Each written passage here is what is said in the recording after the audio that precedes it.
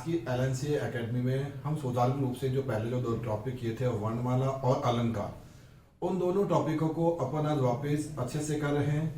पहले हमने जो अलंकार स्टार्ट किए थे उसके अंदर अपन ने यह देखा कि अपन ने अलंकारों का परिचय और मैंने आपको अनुप्रास अलंकार के बारे में अच्छे से समझाया था।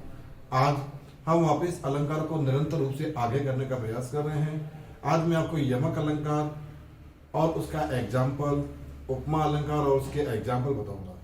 देखो सभी बच्चे, अगर आप इस टॉपिक को अच्छे से करोगे तो बोर्ड के पैटर्न के अनुसार या सीबीएसई आरबीएसई दोनों में कॉमन रूप से है और आपको आगे कंपटीशन फाइट करने में भी आपको काफी आसानी रहेगी।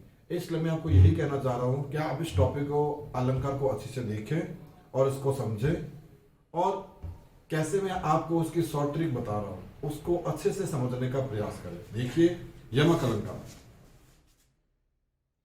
यमक अलंकार, हाँ देखो दोस्तों, यमक अलंकार किसे कहते हैं? यमक अलंकार का अर्थ वैसे जोड़े के लिए होता है, ठीक है। यमक अलंकार में अपन देखते हैं कि जहां उपमेय में उपमान पर, ठीक है ना, जहां उपमेय और उपमान इसमें दो है, तो अपन यहां देखते हैं कि जहां एक ही शब्द में, ठीक है।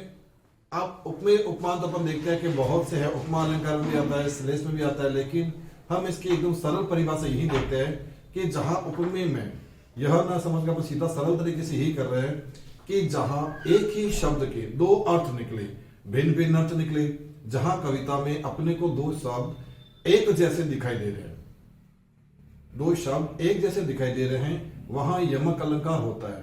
देखो कैसे, इसकी परिभाषा देखिए कि जहां वाक्य में आपको, जहां वाक्य में दो शब्द एक जैसे दिखाई दे व उनका अर्थ अलग अलग निकले,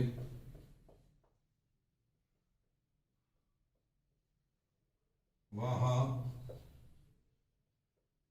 यमक अलंकार होता है। वहां यमक अलंकार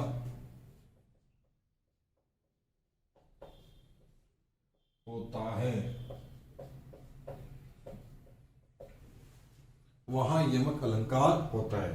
आप देखिए कैसे, किस प्रकार से अपन बहुत से देखते हैं कि दो शब्द एक जैसे दिखाई देने पर हम यही सोचते हैं कि दोनों का अर्थ एक जैसा है, सामान्य अर्थ है, लेकिन इनका अर्थ दोनों का अलग अलग निकलता है। हम इसको एग्जाम्पल के अनुसार समझते हैं। देखिए इसका एग्जाम्पल, जैसे कनक कनकते 100 गुनी, कनक कनकते 100 गुनी मादकता अधिकाय। कनक कनकते 100 गुनी मादकता अधिकाय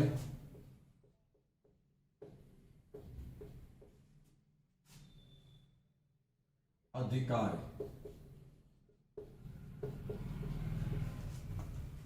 फिर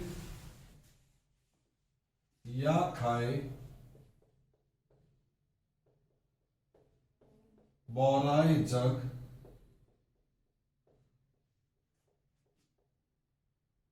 वा पाए बौराए।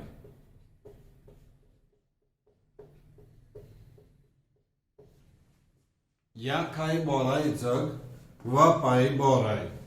अब अपन इसको यही समझते हैं कि कनक कनकते 100 गुनी। कनक, पहले कनक का अर्थ क्या होता है? सोना। दूसरे कनक का अर्थ होता है धतूरा।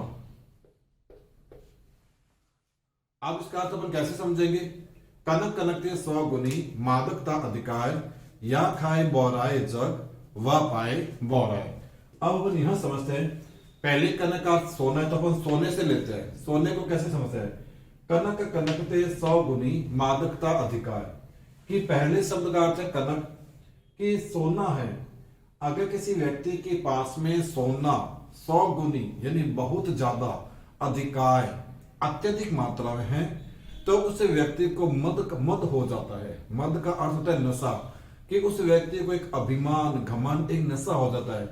और फिर या खाई बोराए जग व पाए बोराए, और उसको प्राप्त करके वह व्यक्ति बोराए। बोराए का होता है पागल, ठीक है, यानी किसके कारण पागल हो गए वो, उस सोने को प्राप्त करके मद का नशा, मद ने उसको अभिमानी बना दिया है। तो सोने को प्राप्त करके व्यक्ति को एक घमंड सा आ जाता है, नशा आ जाता है। और दूसरा कनक का अर्थ है धतूरा। धतूरा जिसको अपन जंगली फल भी बोल सकते हैं, जो भगवान शिव के ऊपर भी चढ़ाया जा सकता है। कि धतूरा जो इतना खारा होता है, जो खाने योग्य नहीं होता, उसको खाने पर व्यक्ति घमंड के कारण, ठीक है ना, पहले तो उसने क्या किया, उस धतूरे को खाया, खाने पर उसको वो बौखला गया, अर्थात वो पागल जैसा हो गया, क्योंकि वह जंगली फल जो खाने योग्य नहीं है, त्यागने योग्य है, उसको खाने पर वह व्यक्ति क्या हो जाता है, बौखला जाता है, पागल हो गया। यानी कहने का मतलब क्या हो गया कि एक को तो प्राप्त करने पर व्यक्ति को घमंड के कारण नशा छा जाता है, और दूसरे को खाने पर व्यक्ति बौखला जाता है। तो यहाँ पर देखो यमक अलंकार की हमने परिभाषा क्या समझी थी, कि जहां दो शब्द एक जैसे हो लेकिन उनका अर्थ अलग अलग निकले, तो वहां पर क्या हो गया, यमक अलंकार। इस यमक अलंकार का अपन एक एग्जांपल और समझ रहे अच्छे से, वो देखो,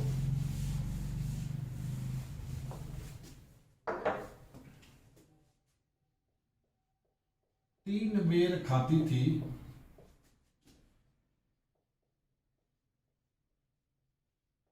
वो तीन बेर खाती है,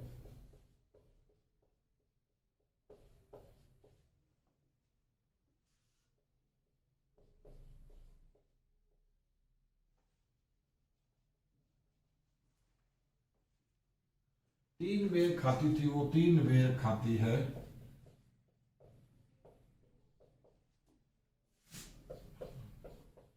नग्न जड़ाती थी वो नग्न जड़ाती है।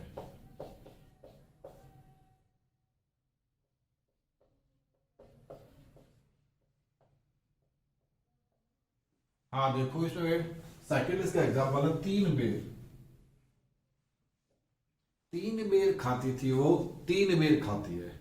कि पहला जो तीन बेर है, इस तीन बेर का क्या हो गया, रानियों के लिए बताया है कि जब रानियां थी पहले उनकी स्थिति क्या थी, कि वो तीन बेर खाती थी, वो तीन बेर खाती थी। पहले वो तीन बेर यानी एक तीन बेर खाती होगा, तीनों पहर वो अच्छे से अच्छे, ठीक है ना, उनका खान पान बहुत अच्छा लगे, तीन बेर खाती थी वो तीन बेर खाती है।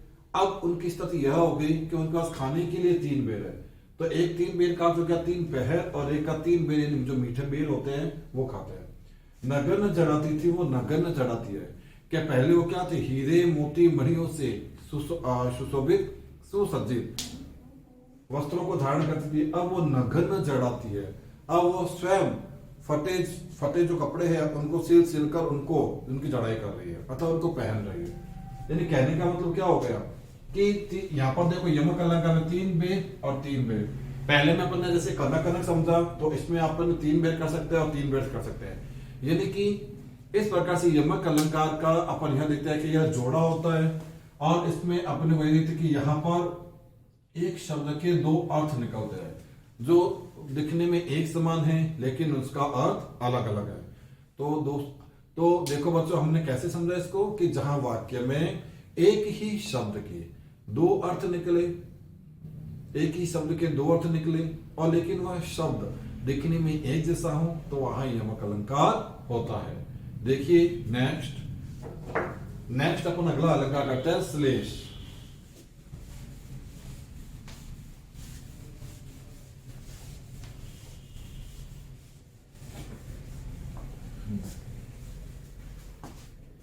अगला अपन अलंकार कौन सा करते हैं, श्लेष। देखिए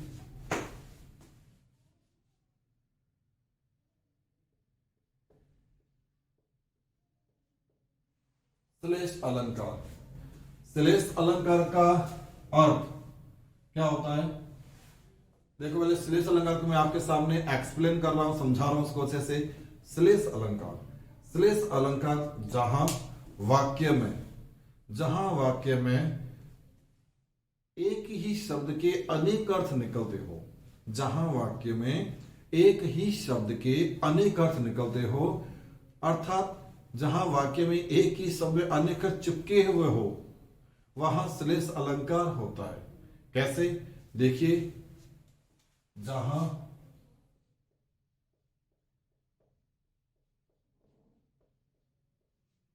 वाक्य में एक ही शब्द के अनेक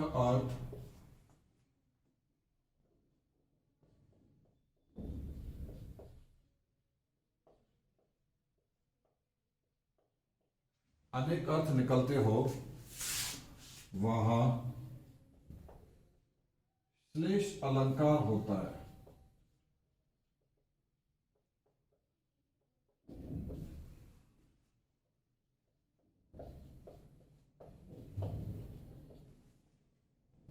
जैसे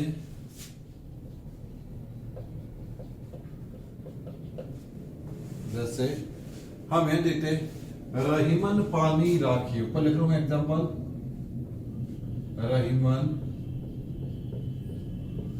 पानी राखिए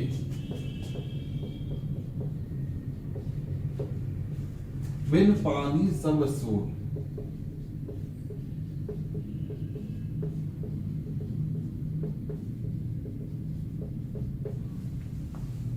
बिन पानी सब सोन, पानी गए न उबरे,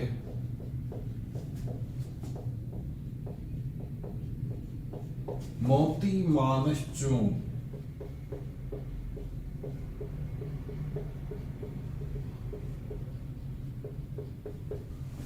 पानी गए न उबरे, मोती मानस चूम।